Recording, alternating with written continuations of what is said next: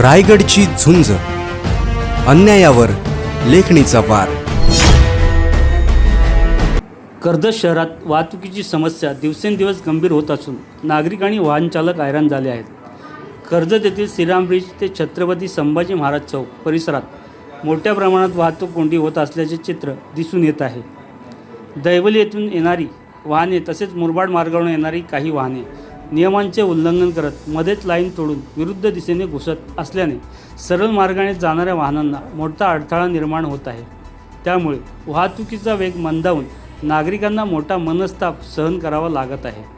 महत्त्वाचे म्हणजे या ठिकाणी वाहतूक विभागाचे कर्मचारी उपस्थित नसल्याचे नागरिकांकडून सांगितले जात आहे.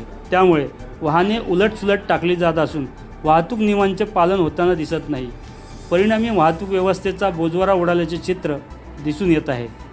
या वाढत्या वाहतूक कोंडीमुळे वाहन चालक व कर्जतकर नागरिकांमध्ये नाराजी व्यक्त होत असून वाहतूक विभाग नेमका करते तरी काय असा सवाल नागरिकांकडून उपस्थित केला जात आहे.